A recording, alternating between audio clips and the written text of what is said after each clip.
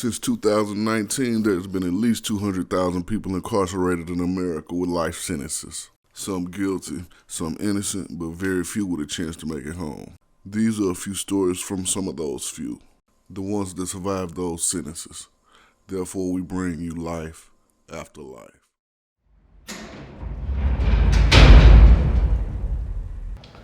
Welcome back, man. We here with another episode of Life After Life, where we come to bring you these real stories of people who have served life sentences and survived to tell these stories. Today, we got a special episode. I got my brother, my close friend. I'm gonna let you tell him who you are.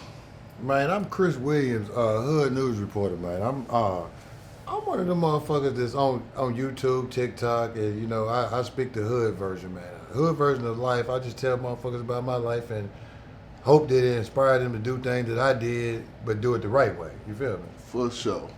Now, of course, we at Life After Life, where everyone who's been here has been convicted and served a life sentence. Yeah. I'll let the folks know your situation and what happened with you. Well, it was like, man, I grew up in a family that it was just straight violence, man. I'm talking about, like, it was so ridiculous that at 8, 9 years old, I was watching, my family members at Thanksgiving dinner have fucking butcher knife fights and shit, man. Wow. And it was like I was destined to be around violence and destined to be violent. And one day, I was one of them people that my mama was on that dope and I couldn't do nothing but sell dope, man. Because I had to eat, and then I had a younger sibling that I felt like that he was my responsibility. Right.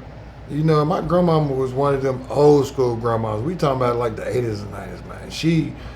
She took over responsibility that wasn't her responsibility, and she was trying to raise her grandkids. Mm-hmm. And when I got about 12 years old, man, I was like, shit, I ain't gonna be no burden on her or nobody else. So I got in the streets, I felt like that if I was selling dope, it wasn't hurt nobody, man. But me starting selling dope turned me into what I really knew I was gonna be, that violent monster type motherfucker, man. You know what I mean? And it came out of me because it was meant to be in me because it's in my DNA. And my grandmama told me one day, she said, baby, I know you out there selling that dope, but she was Jehovah's Witness and shit, man. I'm talking about my grandma was real religious. And she was like, I know you out there selling that dope. She said, but anything that came out of me is poison. She said, don't sell your mama dope, don't sell your uncle's dope, don't sell your aunt's dope. She said, it's gonna come back to bite you. Mm-hmm. And I never knew what she meant, man. And then I was like, I say about 13 years old, I had an auntie that was, she was a junkie. I'm talking about she shot heroin. She been through the heroin. She got the needle marks and shit up on her arm. She know every dope nigga in the city. She pretty much, she cooking up everybody dope and shit. And at the time, everybody was buying powder and shit. You feel me?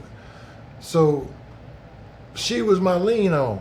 She let you come to her house. She let you party. The favorite auntie. Right. The auntie that really didn't give a fuck. What you did. So I actually moved into it, but I never kept that thought in my mind that my grandmama said that anything came out of her as poison is gonna fuck you up. So she had a boyfriend that was really like my uncle, man. I'm talking about, I've been around, dude was like my daddy's best friend all their life. Mm-hmm. Dude never did no harm to nobody on this earth, never. Worked at Ford Motor Company. He was one of them people that went to work every night and came home and stopped at the liquor store and got him a box of champagne. He wasn't an alcohol, he drank champagne. Yeah. So, we called him Uncle Danny. His name was Danny. And dude was so close to me that it didn't make no sense. He was like a father but an uncle. Right. But my auntie was a junkie and a nothing-ass motherfucker. Okay. To the point where I never knew what my grandmama meant that your family would sacrifice you, man. So one night, my uncle worked at Ford, and all the drug debts that my auntie ever owed people, like in the city, they paid them because my auntie was one of them type motherfuckers that would call the dope man to the house, snatch the dope man dope, run in the house and call the police, man. For real. Real shit. I swear to God. You know what I mean? But I never caught on to them things that was going on around me because I never figured that someone that loved me would ever hurt me. Right. In no kind of way. Okay. So one night I'm sitting in the house and she come, you know what I mean? She play these so many mind games with dude and other people. Like she called the police on folks and these dope dudes still fuck with her. Mm-hmm. And I'm like, it's in the 90s. I'm like, okay, well, you know what I mean? I'm trying to sell a little dope. You know, I ain't even going to school nothing no more. I'm like 13. I ain't going to school doing nothing. I'm just At 13. I'm strictly selling dope, man. Right. You know what I mean? I'm on my own. I ain't nobody's burden. I'm on my own. Mm-hmm. But I'm sleeping in my auntie's house because this is really the slick dope house at nighttime because my uncle gone to work. Right. So between the hours of 10 o'clock at night to 7 o'clock in the morning, I can sell dope. And she know every junkie in the whole city. Right. And they dotting her dough and she know every dope, man. So I ain't got to worry about reeing up. And at the time, dude, I really don't know nothing about dope. We buying 16th and 8 balls then and rocking them motherfuckers up and selling them in dimes and 20s. Mm-hmm. So one night I'm sitting in the house and, you know, when it was never unusual for my auntie to call my uncle and tell him, look, I owe TC $100 for some crack, you feel me? Mm-hmm. And he'd be like, you know I'm at work, but I got you, TC, because he know I'm his nephew. Even though we not blood nephew, he know that. Right. But one day, he came home, and like I said, every night when he came home, every morning when he got off of work, the man stopped at the liquor store and got a box of champagne. Mm-hmm. Fucking champagne, the cheapest champagne. He drunk them motherfuckers like people drink beers. Right. The man came home, and I swear to God, man, I swear for God, I'm gonna show you this. The man came home, and the man loved me to this day, man. I'm saying, the man came home, and he was so fucked up about what my auntie did, and didn't know who I was. I was laying on the couch. And the man came in and butchered me, man. I'm talking about came in, started stabbing me, because he's drunk and he's blind because she don't told him all these lies. Like I'm some drug dealer, and this man came in and caught his nephew laying on the couch with a blanket over him and not knowing I'm his nephew. This man went to calling on me like a pumpkin. Right. Literally, I'm talking about, and it was so crazy. I was on the run because when I was young, 13, 14, dude, I was out here terrorizing. I was selling drugs, but I was out here walking around with AKs and shooting at folks. It wasn't about no gang shit. It was about niggas didn't like young folks having more money than they had. Right. So what neighborhood was you in? Like I grew up I'm from Springfield, Mm-hmm. but I grew up in North Nashville in Dodge City.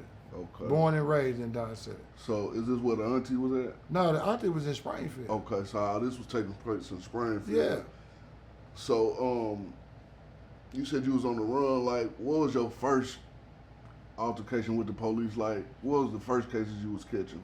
Man, the first case I caught was me like when I was growing up. Like I had so many cousins that it was like 16 of us, Mm-hmm. and all of us was men.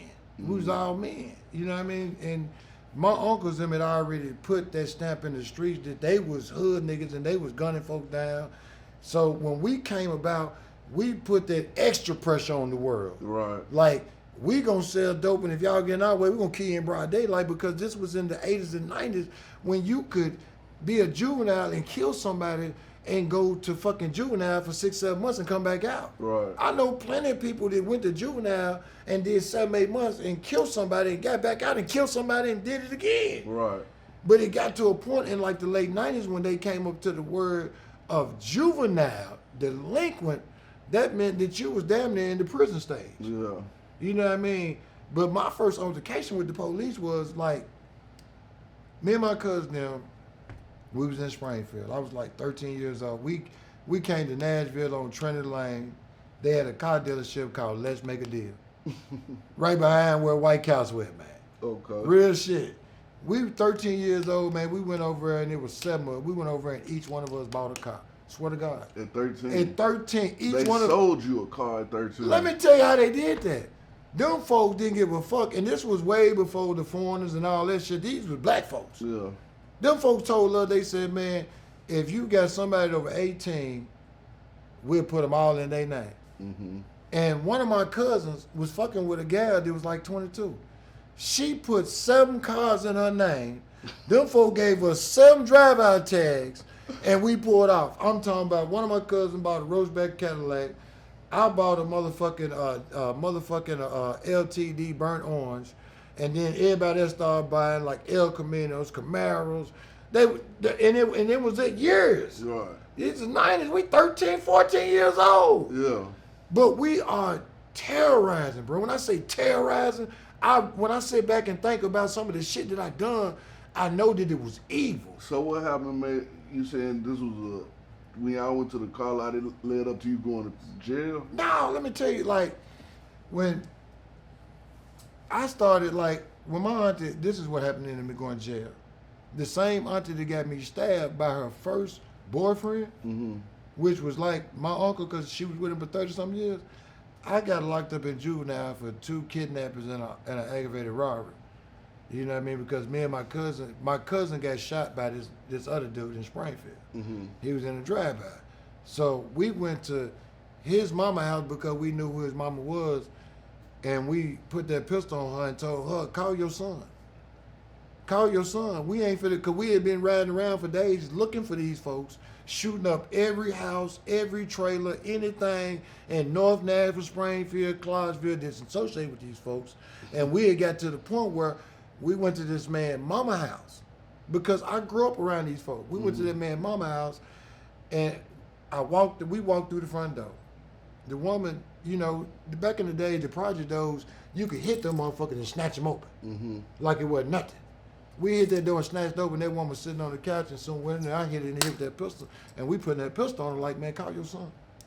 That was the first charge I ever got in my life for kidnapping and robbery, because they said we entered that woman's house and I assaulted her, and they said we took something from her, but we didn't. Right. You know what I mean? So what was the consequences of? I got locked up in juvenile for like about 14 months.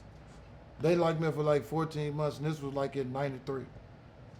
So what led up to, let's say, The murder charge? the murder charge? Okay, well, look, the same auntie that got me stabbed, I got out of juvenile after doing the 14 months.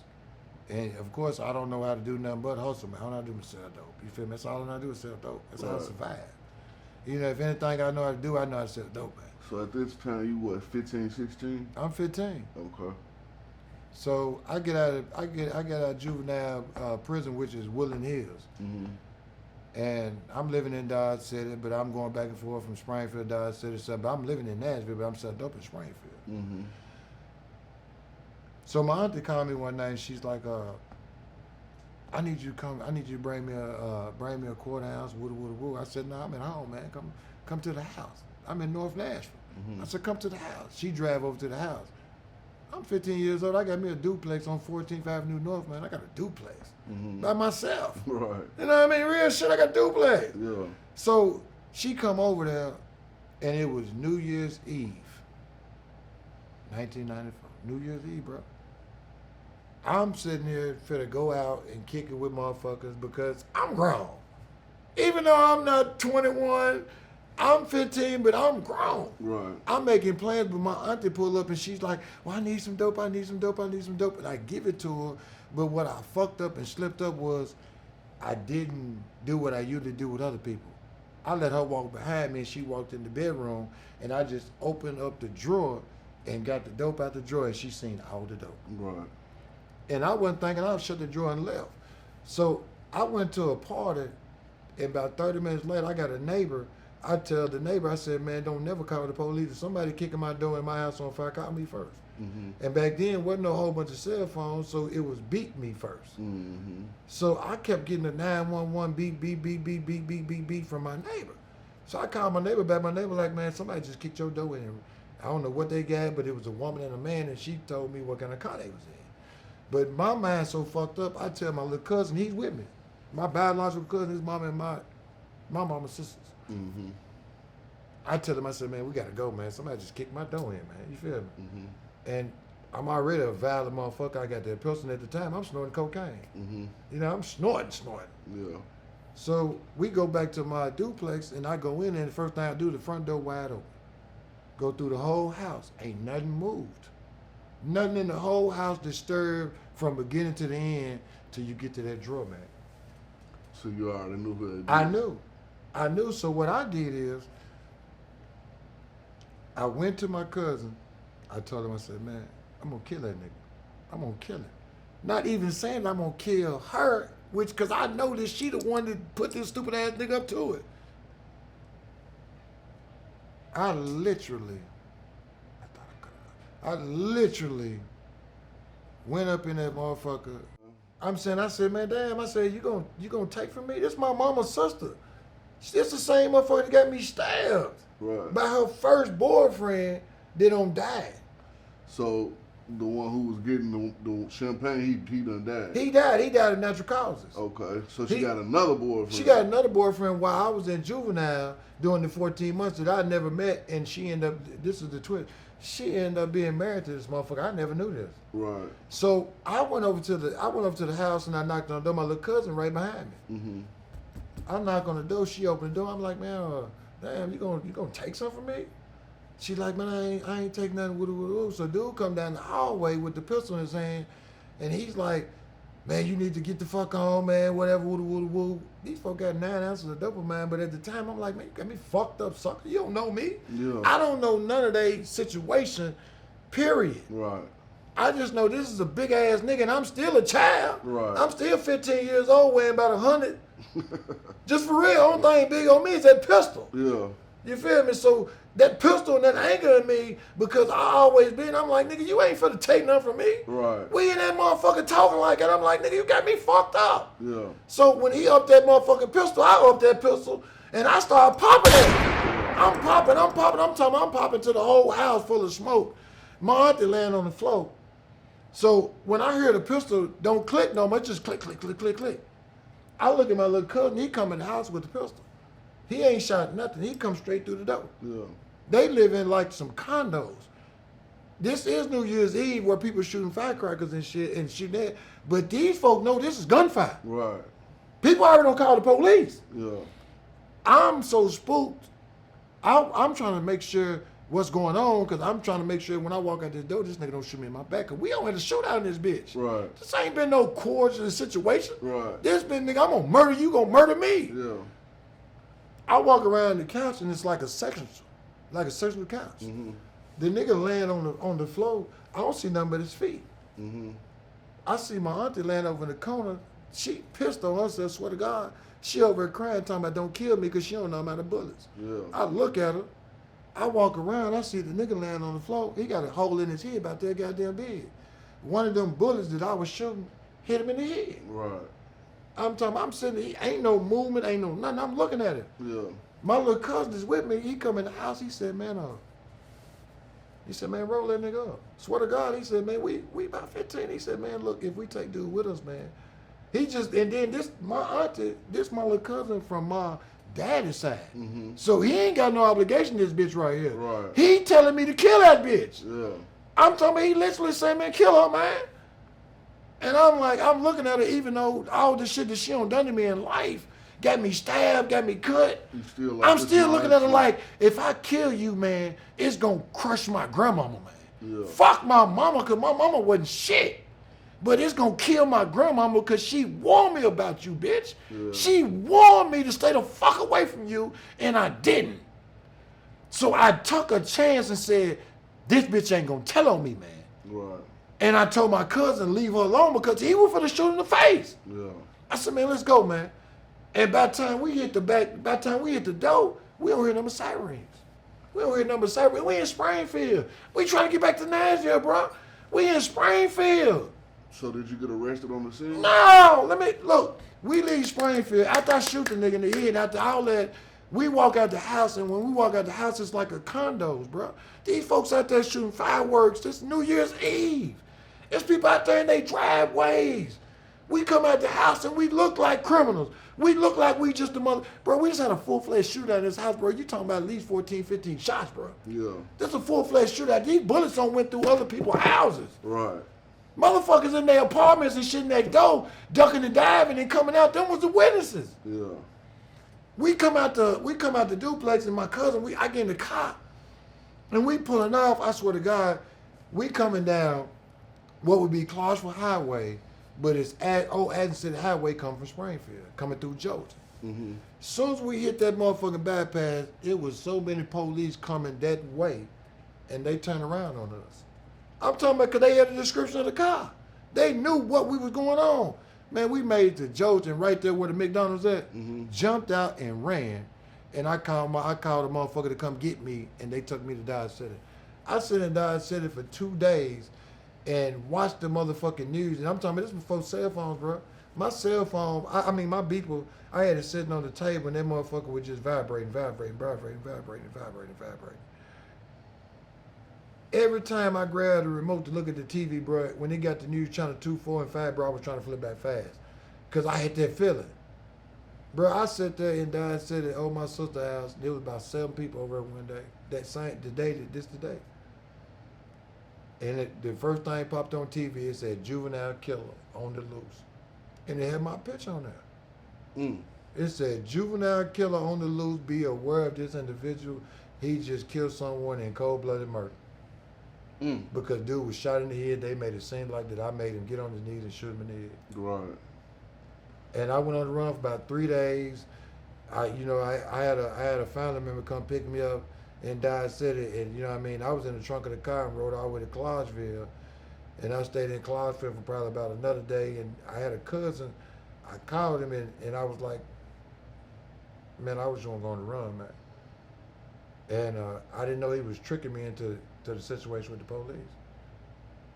Did he get some kind of reward? No, Why did he do that? He didn't want me to die. He literally didn't want me to die, and he knew that at that point I was ready to die. You was on the road to. No, I was ready to die. Right. I'm talking about I already had the bulletproof vest. I'm sitting already at AKs. I'm already shooting folks. At 15, where do you get this shit at? At that time, it wasn't hard to get shit from junkies and cluckers. You had white boys come from the country that might bring an AR-15 or AK. This way before motherfuckers started hitting gun stores and shit. The guns came from them white boys in the country that was buying them guns to go hunt with.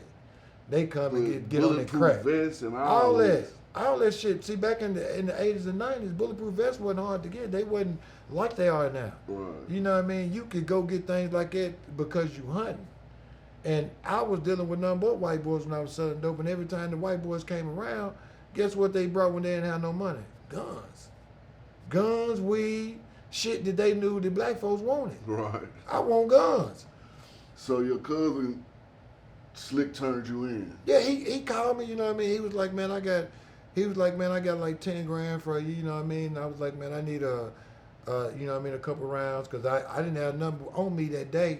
When I left, I had an AK and I had a 9mm. That's all I had, period, with me. And everywhere I went, people tried to take it from me, but I was like, I'm moving with this. Wherever I go, even when I got in the trunk of the car and I rode with that. Because I'm like, if the police pop this trunk, they going to kill me in this motherfucker. I'm for to kill them folks.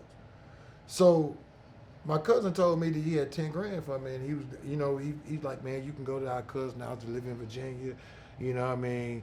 He gave me this fancy thought that I'm a juvenile, eventually it's going to disappear. You ain't got to worry about it when you turn grown. You come back, it ain't going to be nothing. You know what I mean? But I'm just so fucked up that I'm thinking like, well, I'm finna do this part right here. I got to get out of Tennessee. Right. I come back to Nashville. I pull up to his house. As soon as I pulled up to the house, the police surrounded me. I'm talking, it was like them folks jumped out of trees, came out of sewers. It was like them folks, and they didn't give me a chance to do nothing. I'm talking about that AK I had. Shit, I couldn't touch that motherfucker. That pistol I had, I couldn't touch that motherfucker. All them thoughts I thought about dying and shooting out with the police, I reconsidered that. Yeah. I reconsidered that quick. Yeah. I thought, shit. Because I looked at them like, shit, they finna light my ass up, man. Right. Because them white folks and black folks, and there was a black dude out there that actually went to school with my daddy that was a policeman. His name was Jonathan Hilliard. He was a sheriff deputy in Davidson County. That man was out there, man. I think that's the only reason that them police didn't kill me that day. I was getting out that car with cocaine all on my nose. Yeah. You can tell I've been up for the last 5 days. I've been on the run. Right. You can tell I'm not giving up on my mind. That man said, I know your daddy, man. I'm telling you, folks got me drawn down. He said, I know your daddy, man. And my daddy, my biological daddy, dead at this time. That man said, I know your daddy, man. He said, man, don't do this, man. He said, I don't know what your auntie did. He know her. Mm-hmm. He's like, I don't know what she did to make this happen, man, but it's not your fault. You a child, man. Please don't do this. And I'm sitting there thinking to myself, man, I'm finna kill these folks, man. But at the same time, I'm like, man, don't do it. So they arrest you and take you to juvenile? Yeah, I went to juvenile in Murfreesboro. They got a juvenile down there that's meant for juveniles that have committed adult offenses. Like if you are on your way to prison, like murder, kidnapping, robbery, rape, or anything like that, and them folks know that you finna get bound over, you go down there because they're not gonna take no chance of you not being in no unsecured facility, because juvenile facilities are not secure. And you would have got up out of there. I think I would have tried. Yeah. Ain't no question. So, did you have like a bond of? Now, look, when I went to court, look, it's when you a juvenile, they give you 72 hours to have like what they call a revocation hearing. I mean, the prosecution got to show that it's a cause to bound you over and charge you as an adult. Mm-hmm. Meaning that you cannot be helped as a child with this crime. Meaning that you cannot be rehabilitated as a juvenile, and you need to be charged as an adult to suffer as an adult. Okay. So after 3 days, they took me in front of a what you would call a juvenile judge, and they had a hearing where it was like a pre-trial. They put my auntie on the stand, and they asked her a couple questions. They asked her questions like, can you identify the person that murdered your husband? I'm like, a husband? I never knew they was married. Right.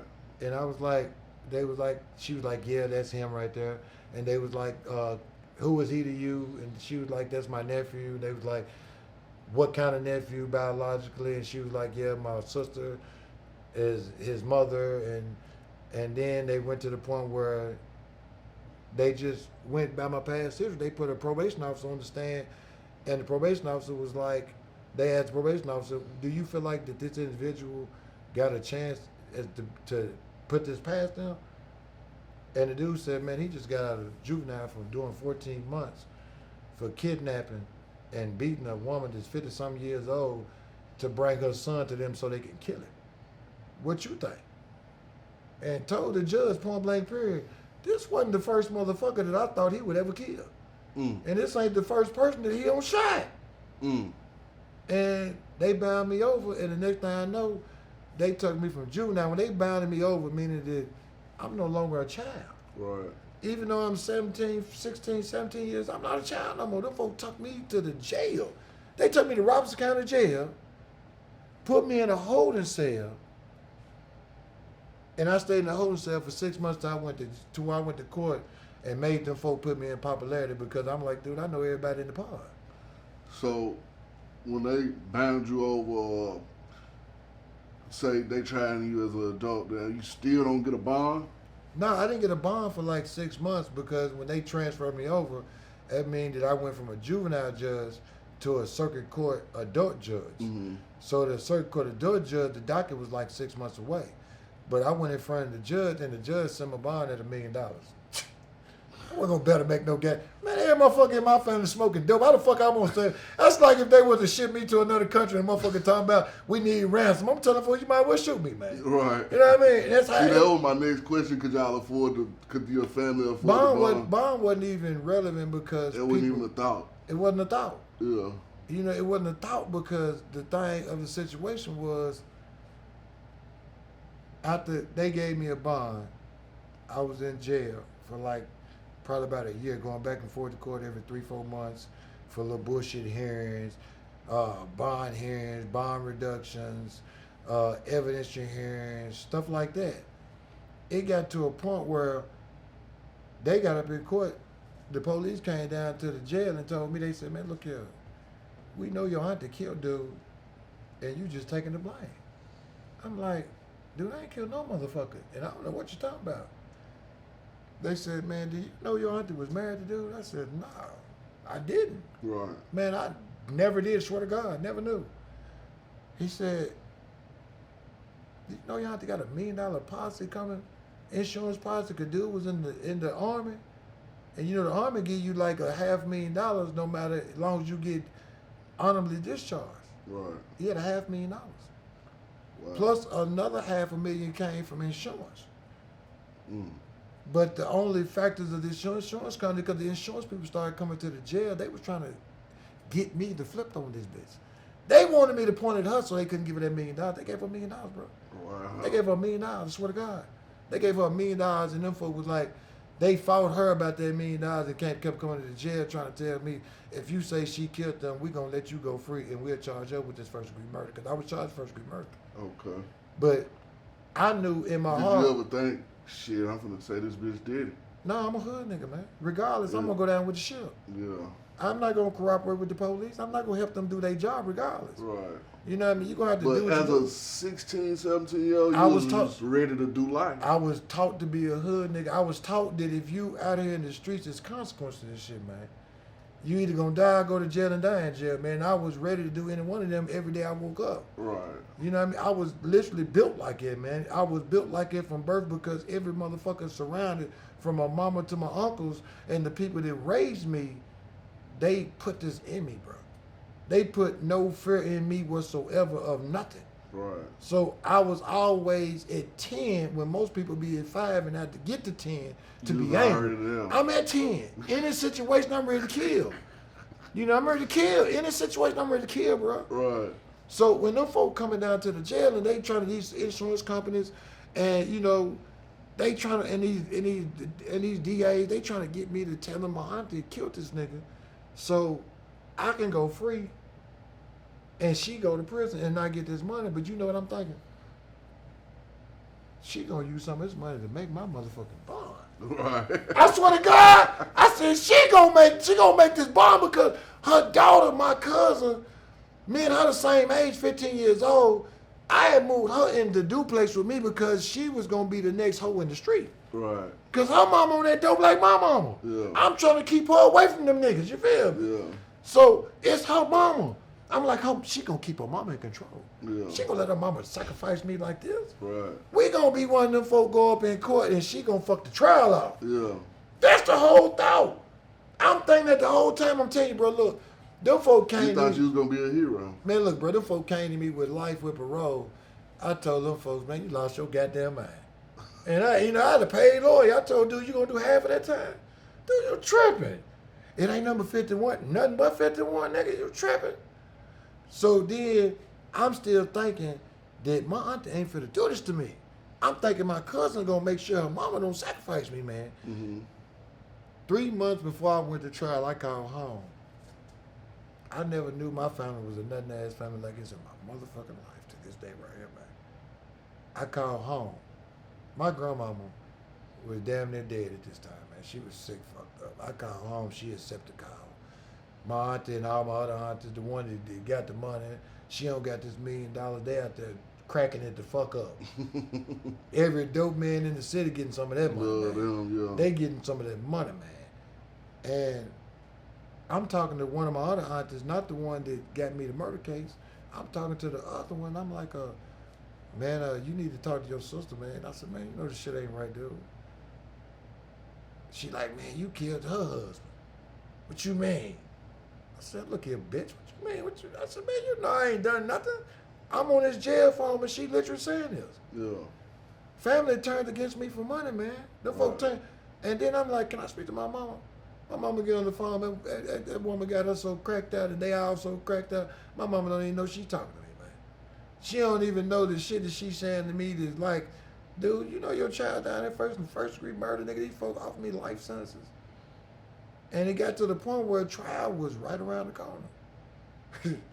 Right around the motherfucking corner. And when it came up, I went on trial November the 19th, man. November the 19th, man. Went on trial.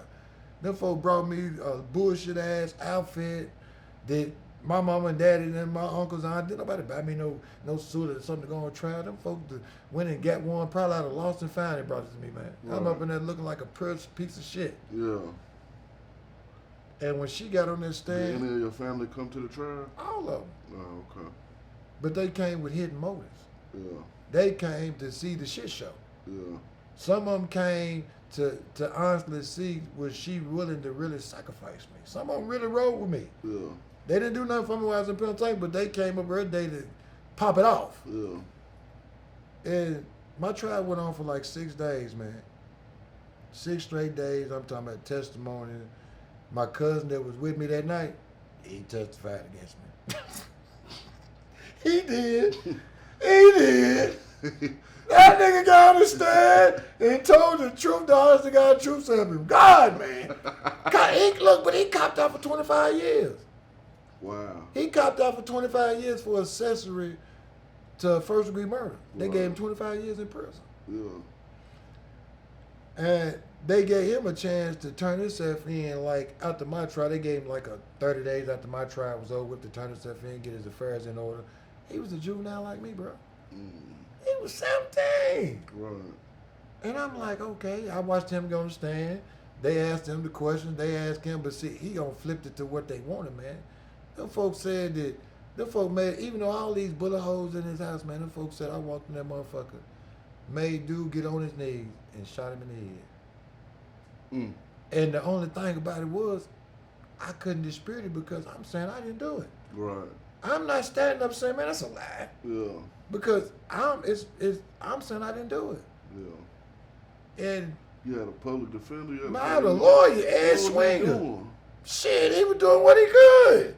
You can't fight the evidence. Right. You can't fight your own motherfucking So he blood. did not do a bad job. Nah, he did the best he could besides get up there doing something to them folk physically. Right. Shit. He couldn't do no more. You know what I mean? Because every question that the DA asked my own family was, isn't this your biological bloodline? That was the question they asked them folks. After every question that them folk asked them, did you see him shoot dude in the head? They said, what is your relationship to him? Because they wanted the jury to know that these folks was not just my play cousin or my play auntie. They wanted them the folks to know This that is these real folks is family. real fucking family. Right. Even down to the insurance money they broke it. My lawyer broke it down that it was about greed. And this bitch must have killed dude and I didn't do it. You know what I mean? They weren't trying to get none of that. Look, bro, I swear to God, I sit there when the jury came back, bro. I'm 16 years old, bro. I swear to God. And I had 2-3 little gals I was fucking with. My mama sitting back there, clucked out. You know what I mean? My auntie, the one testified against me, she don't got this $1 million. You know that bitch clucked the fuck out with all this jury on. She fucked up. She don't even know what's going on, man. My grandma in that motherfucker with an oxygen mask. Right. Bro, them folk that jury came back in that motherfucker and they said, man, can you stand? Dude, I couldn't even stand. I knew what was going to happen. The whole time that the jury didn't deliberate number 6 hours, bro. Quick. It was quick. Fast. Man, look, and you know what the lawyer was doing the whole time them 6 hours me and him were doing? What? He was telling me how much time I might get. It We wasn't having no discussion about I might win. Right. He was like, man, I'm going to try to do this, and I'm going to try to make the mitigated circumstance. I'm going to try to do this. I'm going to try to tell it, man, in your sentencing, I'm going to try. We talking about sentencing now, bro. The jury ain't even came back. We sitting there talking about sentencing. He talking about, man, if they find you guilty of first degree, you automatically get a life sentence. They find you degree, second degree, you get 25. And I'm like, man. So what was the, They gave me life. they found you guilty of first degree murder. Off the wall. Off the wall. I'm talking about, bro, look, this was so crazy, man. When the folk found me first, I stood up, man, and there was a white lady in my jury pool, bro. She was crying. She was crying. I could see I was crying. Yeah. I want to say, bitch, what you crying for? I'm the one going to prison. Yeah. I'm the one. I look back at everybody in behind me, my mama, my grandma, my aunties, my cousins, people that just was spectators that wanted to see what the fuck this was going to be the outcome of. I look back and a lot of them people was like, they was crying. Them folk was crying. Wasn't nobody back there cheering. Right. Wasn't nobody back there glad I was going to prison. Yeah. It was back up, motherfuckers back there looking at my auntie like, y'all need to escort that bitch up out of there because we finna kill her. Yeah. My uncle, one of my uncles literally stood up and was rushed that bitch. He rushed her. It's his sister. Yeah. He rushed her. He like, man, bitch, you in the courtroom literally like, bitch, I'm gonna kill you, ho. Yeah. Bitch, you took, and I'm in there. These folks putting the handcuffs and shackles on me, man, bro. I'm literally, them folks literally just, I'm going back to the holding cell, bro, and it's like, it's like I'm not even alive no, bro. I'm crying, but I'm not crying. I'm here, I'm walking, but these folks walking me. I get back down to the jail that first night, bro. And it was like, wasn't unreal. It's like, I was like, man, I ain't even went to sentencing, but I know I just got convicted of first degree murder, and I know first degree murder carries life. And at this time, it's 85%. I got to do 51 guaranteed. Right. Bro, I sit there, and I cried for days, I cried for days. In about 2 months, they took me to court and they sentenced me. And the judge was like, son, under Tennessee statute of law, I gotta sentence you to automatic life sentence. He said, but under mitigated circumstances, I'm not gonna require you to do the 51. That's how he fucked up. You can't cross the laws like that. Okay. And he did, but I don't know if he did it to bless me in the future. Mm-hmm. I don't know if he did it as a mistake, but that's how I ended up getting out of prison. You know what I mean? So he said what? He sentenced me. I was sentenced as a juvenile. The mitigated part was juvenile.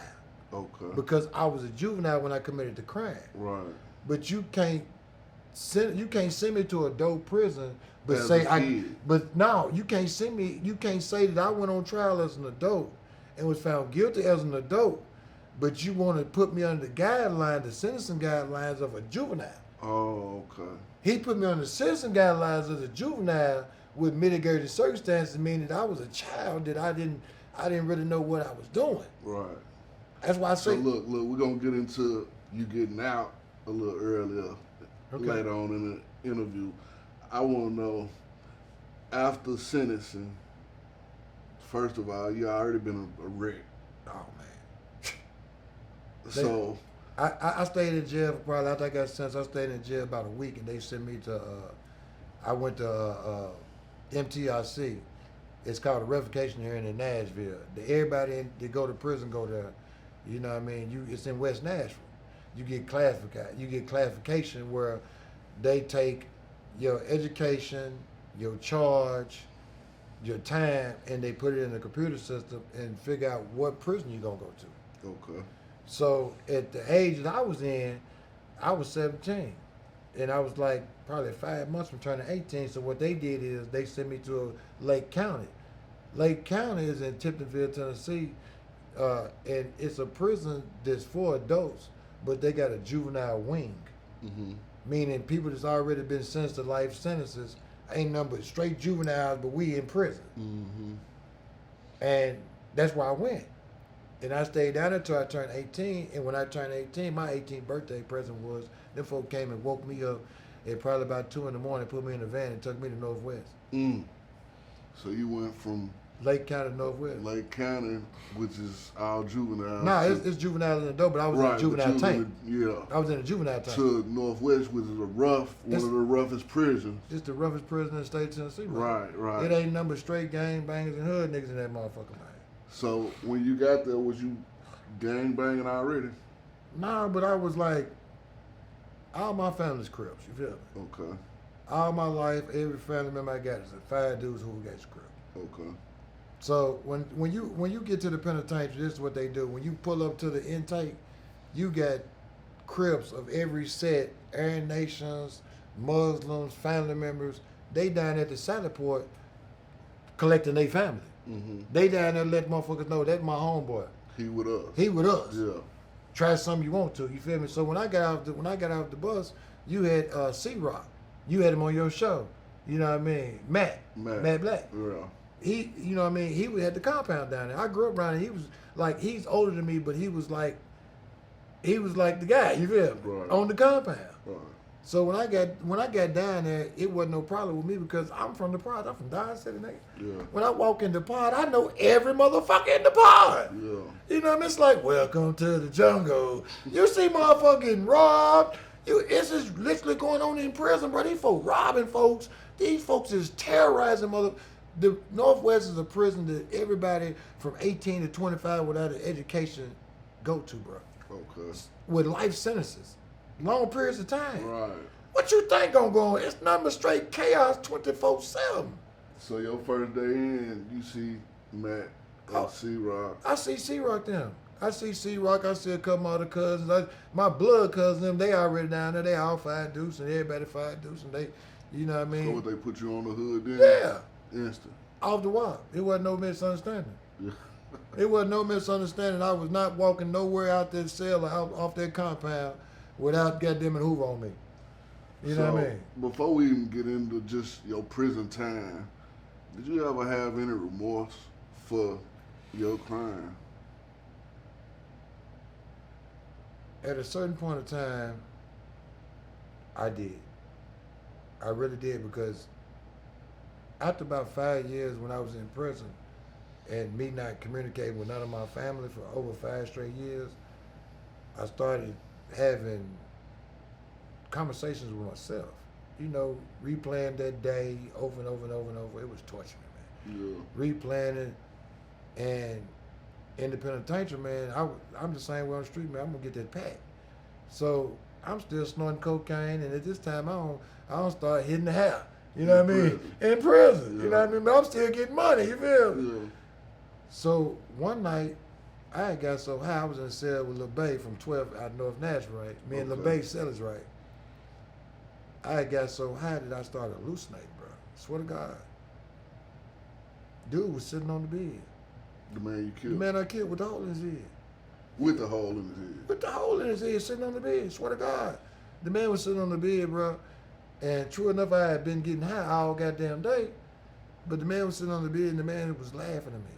He was laughing at me. He said, "You lost, I won. You lost, I won." And I was like, damn, it fucked me up. I was like, man, dude didn't deserve this, man. I didn't deserve this, but dude met a nothing ass bitch and got him killed. Right. I was born to this nothing ass bitch, and she almost got me killed. Right. So I had a lot of remorse, and then as time went on, bro, I got a letter in the mail one day, bro. This crushed me. This crushed me. Dude got kids, bro. Dude had 3 kids, man, 2 boys and a little girl. Mm. Man, dude's son wrote me and told me, nigga, I'm gonna knock you out when I see you. I swear to God. He told me he was gonna knock me off when he see me, man. You wasn't too worried about this and thinking I'm I got a doing life life sentence. No, yeah. I wasn't worried about it if I didn't have number 2 days. Right. Fuck that nigga is what I was thinking. Okay. But that made me think You that got I a took family. somebody, cause dude was number like 7, 8 years old when I killed dude. Yeah. So dude, the whole time, and when dude wrote me that letter, dude had to be like 20. Yeah. He wrote me that letter, he had been like 20 years old, man. He might have been going through something. He might have been Right. emotional. I can't fault that man for how he felt, you know what I mean? Exactly. Because I know how I would feel if somebody killed my dad, even though my daddy was a piece of shit. Yeah. You know what I mean? But I felt so, after that day right there, the man wrote me that letter, I didn't never tell nobody. I didn't do no police shit and say, look here. Dude, I kept that letter the whole time I was in the penitentiary, and every once in a while I read that motherfucker, bro. And it motivated me to know that I done some fucked up shit and didn't even have to do it for 9 ounces of dope, bro. Right. Some dude, I could have made $1 billion fucking times. Yeah. But my anger wouldn't let me take that, bro. My upbringing of you can't let no motherfucker take nothing from you. You better kill that nigga. You better do this and do that. It took over me, bro. So you think you was a product of your environment? Of course, no question asked, bro. I used to be sitting up at Thanksgiving dinner and my mama and her sister starting to get to arguing about some dope, and next thing you know, the knife that we finna cut the turkey with, my auntie don't stab my mama don't stab my auntie, swear to God. This is all public facts, man. These folks, my family did more damage to themselves than they ever did to other motherfuckers, man. I got uncles that don't kill plenty of people in the streets. Plenty.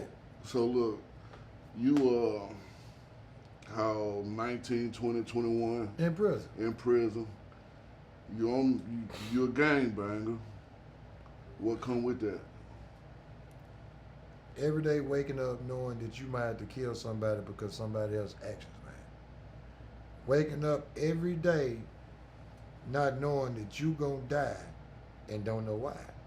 Because you can be be on a compound, it might be 600-700 of y'all on your hood, but 30 of them motherfuckers in a building down there on the bottom of the compound, robbing, stealing, doing stupid shit, doing shit to other hoods, doing shit to vice lords, G's, because they might feel like we got more fucking power.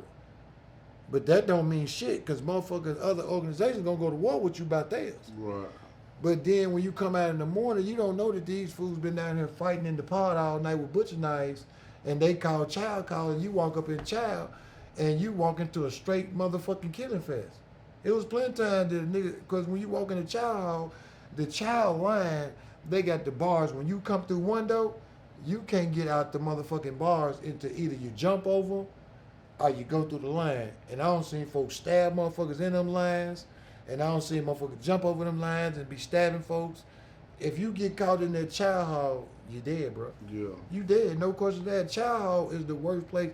That's why most people, I stopped going to child hall for years, because Just too dangerous. it's too dangerous. I don't give a fuck if they got. I don't give a fuck if they got buried down there. Them folks every year they got like Labor Days, and they might pull a grill behind the penitentiary and grill all the prisoners, grilled chicken and grilled burgers and shit like that. But I'm not going down there, because you might get in that get caught in that situation where it might be a killing And about. this is all based on your affiliation. All about your affiliation, man. Because in prison, you have people come up with muse, female and male muse, gang members, non-gang members called peons. Right. Now, when you say Peon. now the M word, What? you were saying, people have muse. Yeah, muse. You have people that bring drugs and For stuff the in people prison. out there in the world, he pronounce your words like Glorilla. Yeah, but it's So like it's a mule. a muse, like in the sense of a person is gonna pack something in their ass and bring it in prison. Right. You know what I mean? That point, and that's the most dangerous thing in So prison. you got that Muse. Tennessee lingo. Oh yeah, of course. So of you course. say mule Yeah, when yeah. they say mule, and I just want the people to know what you're talking about. Man, I look. But I'm telling you, in prison, if you're affiliated with anything, especially Crip is the worst, the most dangerous thing you can be affiliated with in prison. 'Cause Crips are renegades, man. Crips will rob Crips. Crips will do shit to other Crips. Crips don't give a fuck, man. Yeah. You know what I mean? Real shit, they don't care. Because that's what they call us, renegades, man. We motherfuckers that we ain't going by, you know, you got other organizations that go by like bylaws and rules and shit. Crips ain't got none of them. Get to doing what the fuck out. Nigga, we ain't got no rules, nigga, fuck you. So what was your first altercation? Man, look, if you in prison, they always say, don't play physical sports, man. Basketball, softball, anything that where you gonna be shit talking. Look, I swear to God, man, look, I was 22 years old, I was at Turner Center, right? Turner Center prison is, it's in Only, Tennessee, right outside of Dixon. This G dude named Redbone, he out of East Nashville. Mm-hmm. We out there playing basketball in center court, which is the rec yard for the top of the hill of the prison. Okay. You got the top and the bottom. So you know you got a whole bunch of Crips playing basketball, and then you got a whole bunch of G's playing basketball. So most of my homeboys don't went in, but at the time I'm young, man, so I don't do nothing but play basketball and shit all day and get high and just shoot the fuck off all day. That's all I can do. So it was a whole bunch of G's, but they was from Nashville, man. And it was this one G named Lomax from Memphis. From Memphis. Hate Nashville niggas. We out there playing basketball, and he caught this dude that was not affiliated and clotheslined him. Clotheslined him. I said, man, I wish one of you weak ass niggas do some shit like that. I'm gonna kill one of you niggas. Guess what one of them niggas said? I'm your hooker, buck. Nigga named Redbone, because he wanted to prove a point that he'll go against Nashville for 7-4. You know what I mean? But I got crip niggas out there with me. It ain't finna be no misunderstanding. Right. But I'm also a man. Yeah. I don't put that motherfucking energy out there, nigga. I gotta go take this nigga to the cell. We finna get him up. Right. So he closed line you? nah, he closed down on that nigga. But I spoke up for that nigga. Okay. I told them niggas, y'all niggas only doing that shit because that nigga ain't nothing. Right. Nigga, do that shit to a nigga that's a real nigga. You know what I mean? And the nigga named Redbone said, nigga, I'm that nigga. Okay. I said, nigga, fuck you, hoe ass nigga. Which one of you niggas want to go in there and say? That nigga said, I'm your nigga. Come on. Yeah. So we went back into the pod, and this is what they do. When we went back to the pod, I got a homeboy out of Dodge City named Lulu. He dead. I knock on the door. He in the cell, me and them sellers. I say, cuz, come on out. He's sitting in the cell. He put on his shoes. You know what I mean? He don't know what's going on. He put on his shoes. He come to the door. He said, man, cuz, what's going on? I said, man, I'm finna get up with this nigga. Redbone like about 220. I'm about 115. Mm-hmm. He said, man, no, cuz you got me fucked up. He said, fuck that hoe ass nigga. Nigga, I'm finna beat the fuck. The nigga standing right there. He like, cuz you ain't finna fight this nigga. Nigga, fuck that nigga. I said, no, cuz I got this. You feel me? Nigga, I got this. Fuck that nigga. You feel me? We go in the cell, you know what I mean? They pat us down. You know what I mean? My homeboys pat him down, make sure he ain't got no bush knife. And his homeboys pat me down. We go in the cell, son. We go in the cell. This nigga think we finna talk. Off the wop, I'm at his ass. Yeah. I'm a little nigga. He a big nigga. Right. I'm at his ass. There's a toilet right here and a bunk right here. You know what I mean? But the nigga hit me one time, boy, and I swear to God, I thought I was through. I swear to God, I thought I was through. But I knew that if I didn't get back, because I got my homeboys at the door, and them niggas out there with them bush knives, they not finna let me lose. Right. Regardless of what going in his cell, nigga, he coming out this motherfucker winner, nigga. Yeah. But I'm trying to show them niggas, nigga, I don't need no nigga. I got this nigga. Right. So the nigga hit me so hard, cause I swear right now I still got, that's why I can't grow no hair on my eyebrow. The nigga swole me the fuck up. He fucked me up, I hit the ground, but the fucked up thing about it, the blood so much in the cell where the nigga on damn near kill, he on, the nigga, me and him scrapping, but he getting the best. Yeah.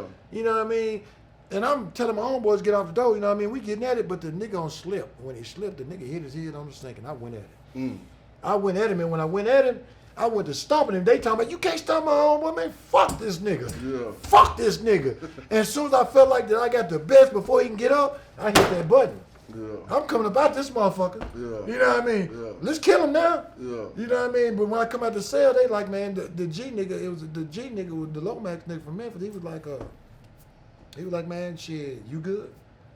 They didn't want no more further. They didn't want it to escalate. They were Right. like, is you good? I said, nah, man, fuck that shit. Nah, I want some more. They got me fucked up. You know what I mean? So that whole night, I'm sitting in the cell. My homeboy Lulu, I'm telling you, they're patching me up like goddamn, I've been in a rocket fight. Yeah. Eyes swole, this eye swole, can't open. So the next morning when the doors pop, because I'm a little nigga, man, I gotta let a nigga know I ain't going, man. Yeah, you gotta prove And then I'm a Crip, and then most of the Crips, they looking at me like I got some kind of special privilege because every nigga on the hood, the head Already. niggas, Mouse dudes, some niggas out there all family, man. Yeah. Every nigga that's on the hood that got any motherfucking say so is my family. Yeah. And they looking at that, so I gotta prove a point. So the next motherfucking morning when that door pop, guess what I'm telling that nigga? Let's go, round two. You know, we go back in the cell, fight again, he closed my eye. You know what I mean? They pop the doors again, man, round three, let's go. They like, man, damn, man, what the fuck, man? They like, man, you gonna stop? Like, man, I'm not gonna stop till either you let me win or nigga, we gonna goddamn it keep going with this shit. Yeah. Because I don't want my homeboys to think ain't nothing weak in me in no kind of way. And then when it get to the point where if I'm not gonna win, nigga, I'm gonna kill this nigga. So, what was the end result? How many times did he have to whoop your The ass? nigga whooped me 3 times, but then the third time the nigga let me get the best of him. Cause he didn't want no more. Cause he knew that it was gonna turn into murder, man. Yeah. Cause my homeboy Lulu was already like, dude, this shit's a rap. The first time I came out there with my eyes swollen, it was a rap. Yeah. Your homeboy, nigga that say he love you, ain't finna let no another nigga walk around and feel like he done something to you. And I'm walking around the penitentiary and they know this G nigga did this to my eye. He like, nah, nigga, we finna kill them niggas. Right. We finna kill them. The whole night we sitting in the cell before I tell him I want another round. My homeboy got that bush knife talking about now when that dope pop, nigga, I'm finna go kill that nigga. So this your first altercation in That's the prison. first altercation. You got a life sentence. That's the first one, bro. Did you have any altercations with the COs and shit? Oh, fuck yeah. Look, bro. After years and years went on, we had a ride down Turner Center. It was in 2000. No, 99. They had a riot down there. The Aryan Nation went against the Aryan Brotherhood, which is like a younger version of the Klan. Mm-hmm. Them folk went to war, and it popped off a war with every motherfucker on the compound because everybody that had an enemy took that opportunity to go kill them. Every gang, every hood, but you could feel the tension in the air right before it happened. You could feel it. You feel me? Do you remember like what year this was? That was in '99. Them white boys, Aryan Nation, they killed like 14 motherfuckers on their compound, bro. I watched them folks murder them folks. We was on the baseball. Look, bro, this how it happened. We was in the child, and this little white dude that couldn't have been no more about 22 years old, came from East Tennessee, Aryan swastikas all on his head. He the new version of what you call the Aryan Nation. They call him the Aryan Brotherhood. Mm-hmm. He come on the compound. He don't like that the Aryan Nation having transaction with black folks. Right. He don't like that they buying the dope from us. He don't like that we got the power and the muse is the white girls. Mm-hmm. So he telling them old white dudes that's straight killers that got 3-4 life sentences, don't kill folks in the penitentiary, that they got 24 hours to get off the compound. And it spread like wildfire. Everybody on the compound heard that that's what had happened. So the following day, the white dude, the older white dude there, when they called ball field that Saturday morning, everybody go down there, all the gangs. When you go on the ball field, if you're a Crip, you're on the right. If you're the Blood, you're going to go to the left, over in that corner. And you might be with the Vice Lords. And the G's going to be over there, and the Aryan Nation going to be over there. That morning, we went on the ball field, bro. I'm down there, you know, they... With every hood, like our hood, they used to it was like mandatory every Saturday. You got to come down and hit that weight pile. Mm-hmm. You got to stay in shape and be ready to swing that butcher knife. You got to be able to be in shape to fight. You feel me? So they made us. The homeboys said, "Always hit that weight pile. Always hit that weight pile." So that morning we got down that ball field. The old Aryan Nations had told the white boys to come down to the young ones, and they were gonna submit to them and give them the compound. The Aryan Nation part. Mm-hmm. Man, bro, I swear to God, them folk came through that gate, and I seen them white boys walking. It was about 30 of them. They was walking 30 and probably 30 crowds. They walking, they drinking, julep drinking, partying. Next thing I know, I seen white boys running across the ball field bleeding, bro. And them old white boys walking around with bush knives that long. Because see, Turner Center got a metal plant. Mm-hmm. Turner Center make all the bunk beds for all universities. All universities, TSU, Tennessee State, the metal beds, they make the bunks for the prisons. And this prison literally got a metal plant. So it's so many knives on this motherfucking compound. There's more knives than people on this motherfucker. Right. They selling knives for fucking Zuzus and Wham Whams. You can go buy a knife for fucking $3-4. Yeah. You know what I mean? Real shit. Yeah, it's just in abundance. Man, and the white boy then was stabbing them white boys. Them white boys started. We over by the baseball building where they keep all the baseball bats, all the baseball, softball equipment and shit.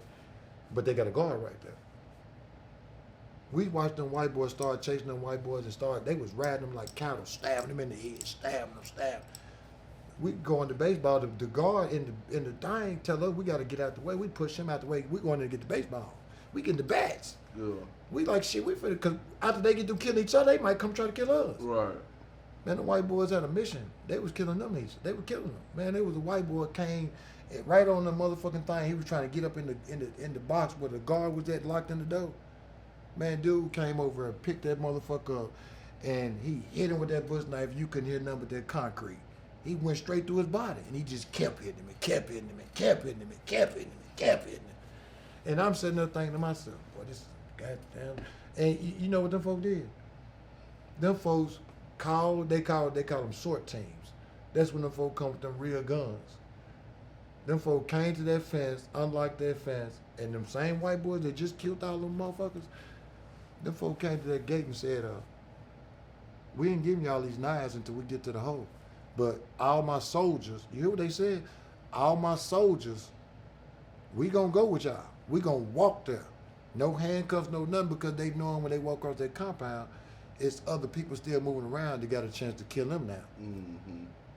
And them folks literally lined up about 10 of them white boys, old white men. Them folks got blood all on them, still got the knives taped to their hand. I'm talking about they got knives. They got lawnmower blades and shit, bro.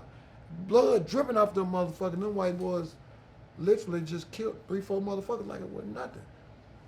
Seeing this shit and living in that environment, how bad does that just traumatize your mind? Do you feel like just living there, can you be reformed? I tell you this, man. When I came out of prison, I thought it was easy for me to transition to being free, but it wasn't easy as I thought, because I started having anxiety and panic attacks and shit, and I never knew why. I'm like, what the fuck going on? You know what I mean? I'm having this thing where I feel like I'm having a heart attack. I feel like I can't breathe. When I get around knives, when I get around crowds of people, you know what I mean? Blood, shit that affected me, because every day in prison, I had to keep that mindset, it's kill or be killed. Every day I woke up, I never had a smile on my face. If you see a motherfucker walking around in prison with a smile, something wrong with that motherfucker. So every day I kept that look on my face, like, even when I was happy inside, I still looked like I wanted to kill somebody. That's how I looked every day to people, you feel me? So I couldn't transition that like I wanted to. And when I got in the world, people looking at me different, because I got that, I'm scared of y'all. And it got to the point where it brought me to where I couldn't even come out of my house for a while, because the anxiety and the fear of real life had me fucked up. Because now I'm like, if I go out and, you know what I mean, somebody killed me, or I go out and fuck up, I'm going to prison. You know what I mean? Do I really want to go back through that shit again? Do I want to make these folks kill me in the street? I had so many things going through my mind that I couldn't let the penitentiary go. And even to this day, it's days that the penitentiary pop up in my mind, and I could be having a good day and it fucks me up, because I'm back on that defensive mode. Right. I'm back on that I don't give a fuck type of situation. Right. I'm on that I'm gonna kill you type of shit, man. You feel me? And it's fucked up, but because I can't, I can control it, because I don't learn how to control it. But it's still in me, man. It's like a trigger that's waiting to, it's like a self-destruction, but if I keep it at bay, it's cool. Yeah. You know what I mean? But I got that anger in me to know that I've been farther than any person would ever want to go when it comes to close to death. Yeah. I watch people kill people with a real killer is a person that kills a person with their bare motherfucking hands. Yeah. And I watched black and white murder each other. Man, I seen, the whole time I was in the penitentiary, I seen at least 7 murders. Murders. I'm talking about flat-foot motherfucker chasing motherfuckers in the pod, grabbing them and holding them down and just stab them in the head until that motherfucker don't move no more, man. Yeah. And them folk come in the pod and they don't lock it down. They don't, man, them folk come in that motherfucker, clean that shit up, pick that motherfucker up, put him in a station wagon, gone on, and 2-3 hours later on, they call child. You gotta go back about your business. They call child like ain't nothing happened. Yeah. Ain't no grief counselors. Ain't no motherfucker to come in there and say what you just seen ain't right. You know what I mean? And most of the killings in prison is about bullshit, bro. Yeah. It's about people that ain't got no family in the streets, ain't got nobody sending them nothing, and they start doing foolish shit like breaking in people's cells, robbing the wrong motherfucker, done something to somebody on the street and thought they were gonna get away with it and bumped into an uncle or a cousin, and motherfucker murder 'em. What about the conception of the rape and shit? There's a lot of raping going on in the penitentiary, man. Just the homosexuality period. Man, it's crazy because you see more willingly, openly gay men in prison, man. I know a lot of dudes that's out here right now in these streets, bro, with wives and shit that was gay in prison, bro. I'm talking about tying up the sheet shirt, putting the Kool-Aid on their face, bro. I swear to God. Plenty of them. And they out here fucking bad bitches right now, got dope and everything, bro. These niggas was punks. Real live punks. And it wasn't because a motherfucker made them, it's because it was in them, bro. Every motherfucker in prison that's punks ain't made to be punks, bro. Everybody that's getting raped in prison ain't being raped. Some of them motherfuckers is literally homosexuals. Yeah. But it's people like, I remember one time, this was the saddest thing I ever seen in my life, and I wish I could have stepped in and stopped it. But in prison, you don't get involved in business that really ain't got nothing to do with you, especially if it ain't got nothing to do with like people you grew up. Cause I don't went to war with niggas and dealt with my homeboys them that wasn't on our hood because they was people that wasn't affiliated and people thought they were gonna take advantage of them. And I grew up with them, and I went to war with other people about them because I know my hood gonna ride with me until we all die. And if we don't die, they gonna punish me for doing something to put them in, you know what I mean, problem. And I ain't fucked up with that. Yeah. But I watched this white dude, he was out of Manchester. He had Down syndrome, man. The man has rolled, he was driving for like Domino Pizza or something, delivering pizzas, but he had Down syndrome. Real, he was Down syndrome for real, for real. Glasses, body shaped, everything, white dude. Them folk know they was wrong. They put him on the compound, bro. They put dude on the compound. Bro, you got He ain't had no chance. not a chance from day one. Because in prison you got what they call booty bandits. And they a gang. It might be 30, 40 old motherfuckers that don't like nothing but booty. Been locked up since they was 14, 15 years old. They don't want nothing but booty. They raping motherfuckers and they fucking willingly punks and they raping folks. And anything that they feel like that's vulnerable, they gonna get them. Dude came in the pod, bro. They brought, and I was fucked up when I seen him come through the pod. White boy, he couldn't have been no more about 22. And most cities in Tennessee won't send you to prison unless you got more than 6 years in a day. Manchester sent that man to prison with 3 motherfucking years, bro. For vehicle homicide with Down syndrome. The man was driving with a donut tire one night delivering a pizza. And the donut tire came off and he hit another car and killed somebody. Gave him 3 years in prison. The man didn't even know how to dial a phone, bro. When you come in prison, they give you your TDOC number is like your phone pin for you to dial the phone number. Right. Dude came to prison and didn't know nothing. He didn't know, dude only knew his name, and he really honestly thought he was still in the free world the way he acted. Yeah. He came in the pod that first day, bro, and I seen him. He came in, and it was so crazy. He came in and started talking to me. You know what I mean? He can't start talking to me, you know, I'm like, what's going on? I'm like, fuck, you know. But if he'd have been the average white boy, I would have said, get away from me, because I would have felt like he wanted some protection, or he wanted some gay shit or something. I would have felt like that. But since this was a person that I can see that got something wrong with them, I'm like, go out there and talk to the counselor. Tell the counselor you need to go to protective custody, man. What the fuck you doing on? I'm telling this man that. And he don't know what the fuck I'm talking about. Right. He's like, can you call my mama for me? I'm like, what's your PIN number? He's like, what's the PIN number? So I call somebody I know and get them to call 3-way to call his mama. His mama and daddy Down syndrome people too, man. They fucked up too. Right. The next fucking day, bro, I swear to God, the next day when them folk popped the doors, I seen 3 niggas out of Memphis, booty bandits, walk over to dude's cell. And they walked dude to the laundry room and raped him. They raped dude for at least about 30 minutes. They took turns, kept coming out, looking around, checking to see if the guard was coming in the pod, because the guard's not in the pod with us. Right. The guard's in the booth. Only time the guard's gonna come in the pod is lockdown, mail call, count time. Any other time they figured that you supposed to run that pod. Whatever hood, whatever gang, y'all keep control of these motherfuckers in this pod. Well, we don't have to come in here and y'all can smoke your weed.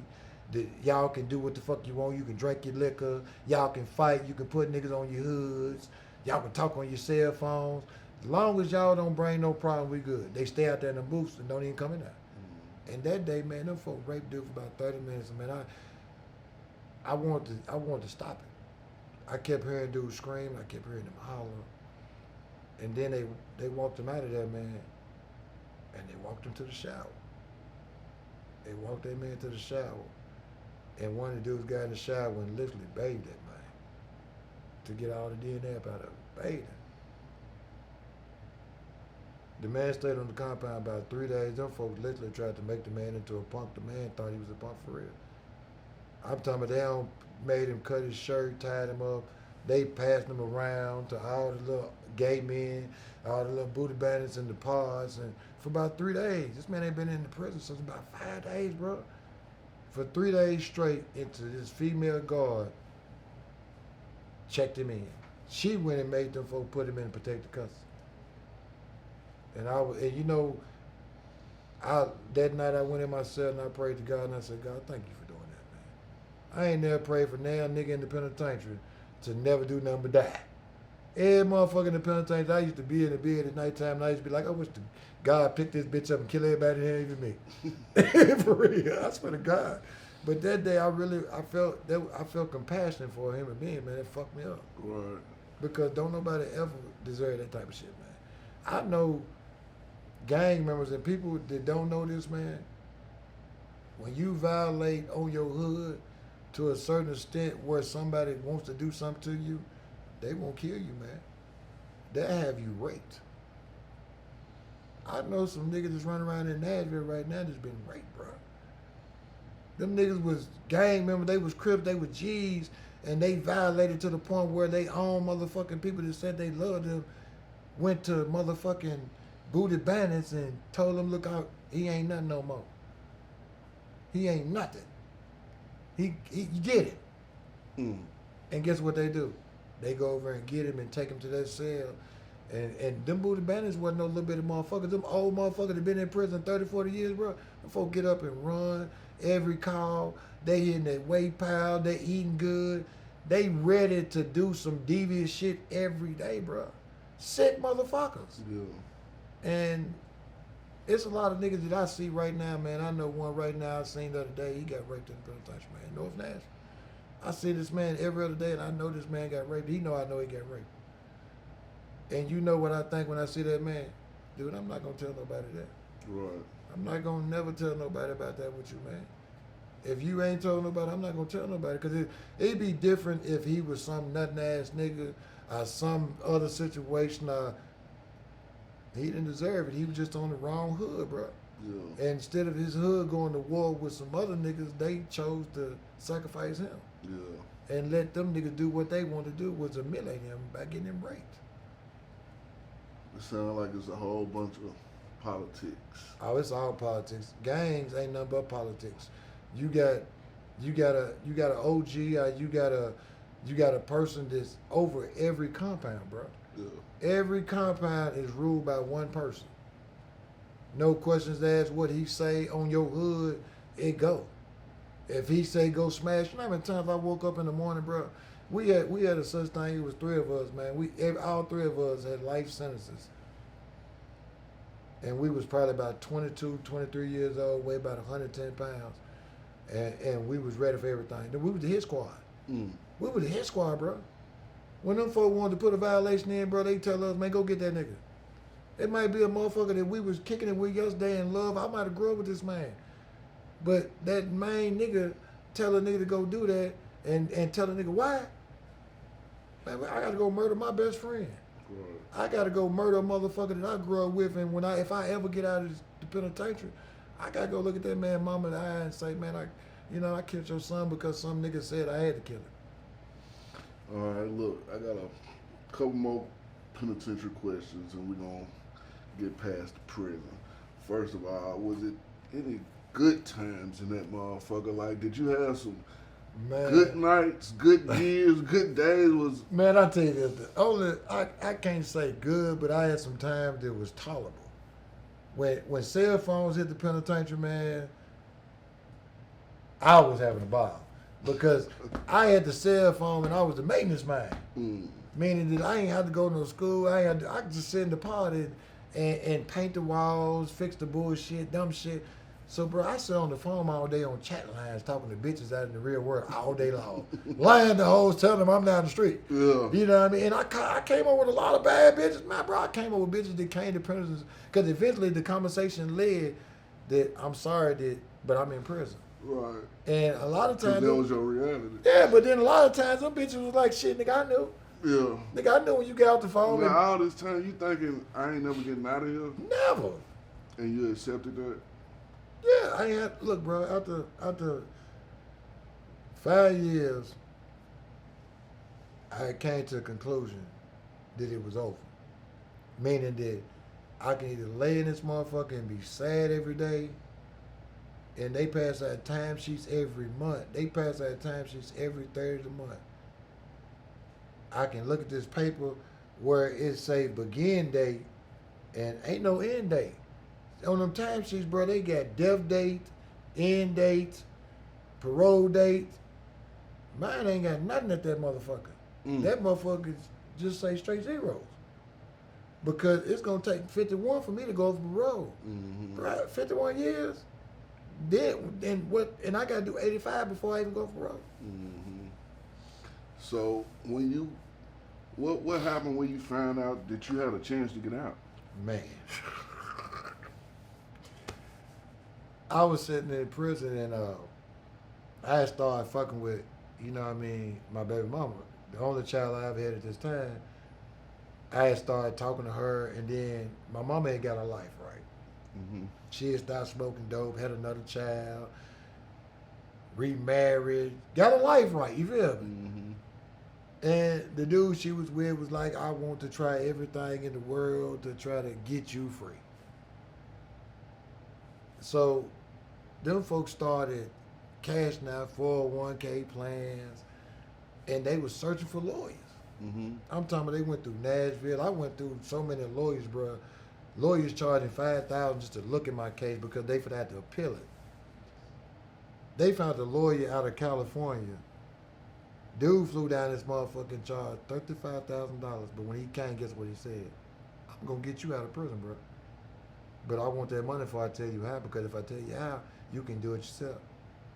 Man, my mama them gave that man that money. My wife now gave every dime she had, which was like $13,000, including her income tax that year. They gave it to dude. Dude came to the penitentiary and dude showed me something that after 13 and a half, damn near 14 years, I've been looking at it in my paperwork and never seen, man. The judge sentenced me as a motherfucking juvenile. How can you sentence me as juvenile and got me living in the penitentiary with adults? You can't do that. It's illegal. It's illegal. I had an illegal sentence, bro. I had an illegal sentence. So you really got out on a loophole. On the technicality. On the technicality. What I did was, they filed for a mercy hearing.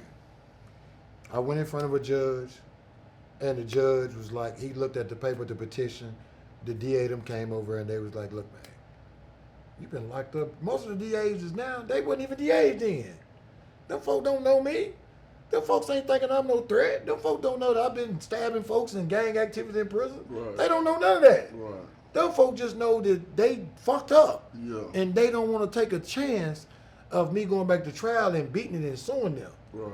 Them folks said, look, man, they said, we'll give you 25 years on a plea deal right now. I said, man, I'm not taking another 25 years. Fuck you.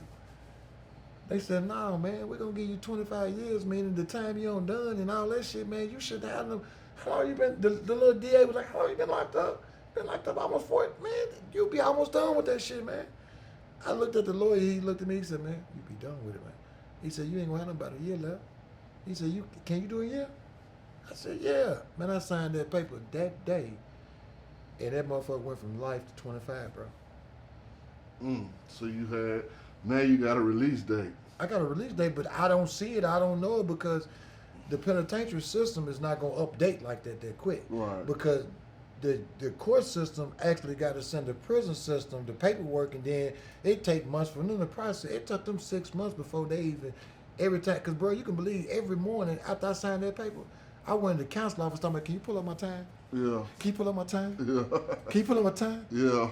When I seen that 25 pop on that, bro, it was like, I was like, oof. And then I seen the flat day. I seen a flat day, bro. And the flat day was in, like, shit, the next following year, bro.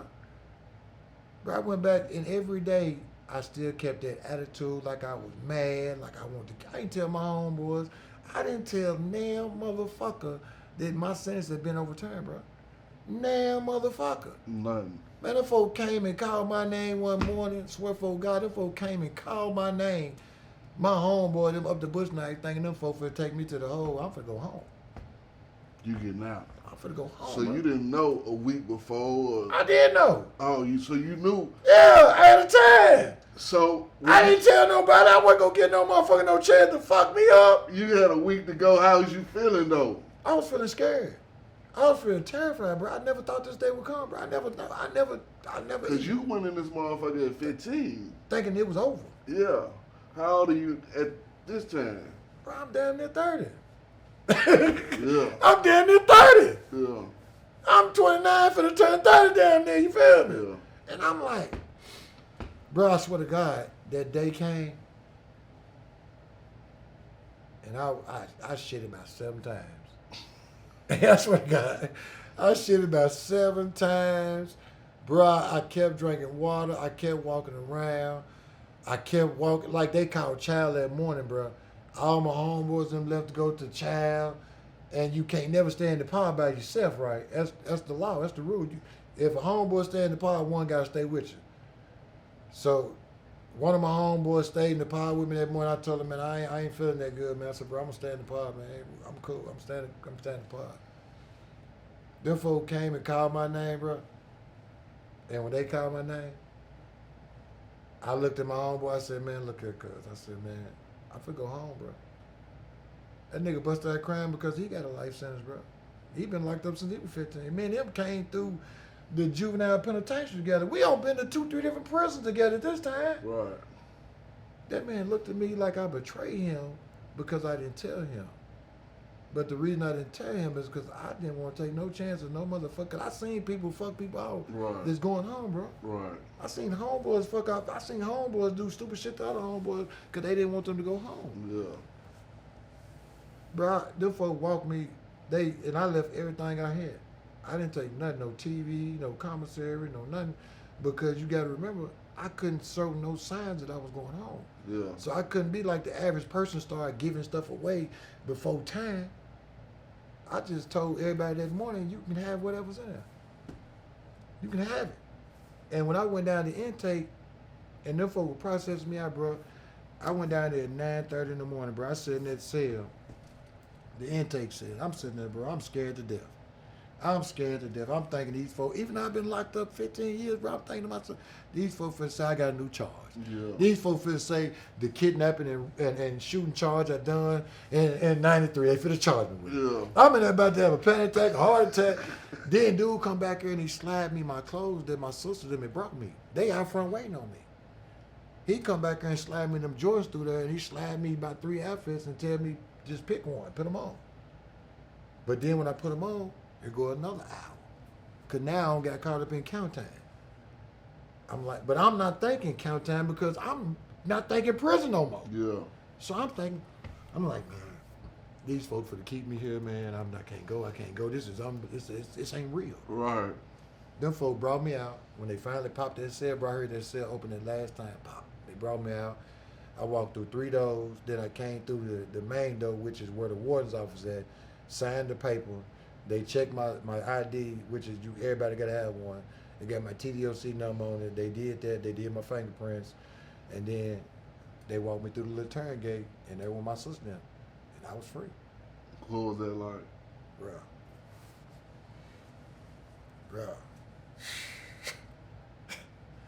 It was like I could breathe, man. It was like a whole nother situation to an ending that I never thought would happen. I'm talking about I couldn't cry. I smoked a lot of cigarettes. Like, you know what I mean? I wasn't even really a big smoker But when we went down the street, it was like a gas station down the street from the. I flattened out from South Central Correctional Facility down in Wayne County. It's a gas station right down the street, bro. I went in that motherfucker, bro, and I swear to God, when I walked in there, I was like, I was scared. You know what I mean? I'm free, but I was scared. Right. I went in there, got me a pack of cigarettes, and I'm smoking the cigarettes. I'm smoking them back to back, and my sister, I know I'm coming to Nashville. I'm on my way to Nashville, bro. I'm on my way home. Now my sister's phone ringing because everybody know I'm free. Then my people that, you know what I mean, I became friends with, just already got out of prison, that didn't know I was finna, because didn't nobody know. I told my sister, don't y'all tell nobody because somebody got the potential to tell somebody in the penitentiary. Don't tell nobody. So this day, they phone ringing off the hook, and you got to realize, bro, I went to prison where there wasn't no cell phones out here, bro. Motherfuckers had big cell phones with backpacks and shit with phones in them when I went to prison. Yeah. You feel? Yeah. Motherfuckers out here with flip phones and all type of shit, screens and talking and FaceTiming motherfuckers and Yeah. other motherfuckers in the screen now. Yeah. So I'm fucked up, you know what I Yeah. mean? But I'm happy, I'm joyful. I get to my sister's house, she got a house out there in Hermitage. I get out there, her dude, I ain't never physically met dude, but her dude, her husband, he got me $10,000 for clothes, swear for God. Got me $10,000 for all kind of clothes I want, and then the man give me $10,000 cash. I ain't never met me a day in my motherfucking life. The man said, man, look, I just respect the real nigga, man. I don't want you to fail. And I sat in the house that whole day till it got nighttime. And I watched him come in and out the house about 30 motherfucking times, and he was switching cars. I said, that nigga the dope, man. Yeah. You feel me? Yeah. That nigga came in the house that last time. He said, man, he said, you just got up today, man. You gonna sit in the house all day? He said, he said, you don't want to go out north? I said, yeah. Man, that man gave me them $10,000 and dropped me off on out there Herman. Over this little bitch house. The bitch, it was a whole house full of hoes. I knew the hoes. You feel me? I went over with them $10,000 and I made them hoes feel like they was on top of the world. I went over and just shined. You feel me? And the next morning, dude pulled up. My brother-in-law pulled up to that same house with all my clothes that he bought me, and the man gave me a half a brick. He said, man, I know you gonna sell dope. I know you gonna hustle. I know you ain't the type of motherfucker gonna ask no motherfucker for nothing, but we can't live together, bro. Yeah. He said, we can't live together. So you get fresh out the pen. First day. You ain't worried about going back. Nigga, I ain't even realize I'm out. Fuck you mean? I gotta figure out I'm out first. Yeah. Bro, it took me, look, I swear to God, look. The third night I was out, I was at one of my homeboy houses. We drinking, we turning up. These folks ain't seen me in 15 years, bro. We turning up, we left each other, we all was children. Yeah. These folks got kids and some more shit. They got wives, jobs. Some of them don't even sell dope or do nothing wrong no more. Right. We sitting around drinking and shit, and I passed out on my homeboy house. Swear to God. I'm laying on the floor, and I woke up about 2 o'clock in the morning, and I opened his door to go outside to piss because I didn't want to walk around the house to find the bathroom because I don't know his house. The alarm went off. Bro, look, I opened the door, and the alarm went off, bro. It was like, beep, beep, beep, beep. Bro, right there was like, and laid on the floor, and I was scared. Bro, I swear to God, I thought I broke out of prison, bro. My mind, literally, his wife had to come in there and literally treat me like a baby to calm me down, bro. My mind was fucked up. Yeah. I thought I just broke out of prison, bro. I thought this wasn't real. Because you got to realize my whole fucking mind had, after a certain amount of time, bro, I erased reality. My reality was prison. My whole focus wasn't on nothing on the streets. Bro, I wasn't calling nobody. I wasn't even calling my own child, bro. Yeah. I wasn't communicating with no motherfucker. Them folks had to call to the prison to get me to call them. Because I got so tired of calling home and hearing people doing worse than me. I got tired of calling home and hearing people have died and got killed, and I can't even go to their funeral. How many people did you lose in prison? Bro, I lost my grandmama. I lost my biological mama. I lost a sibling. And I lost 2 uncles. And them the people that I was close to. And and I couldn't do nothing about it. I'm talking when I lost my grandmama, bro.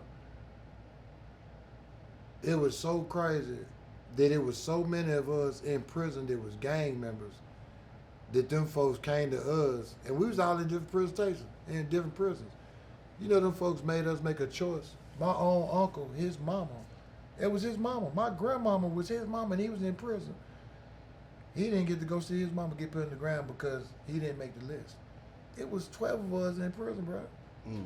It was 12 of us, and they said by us all being Crips and all being violent gang members in prison, that it was security risk for us all to be in that certain situation at the same time. Wow.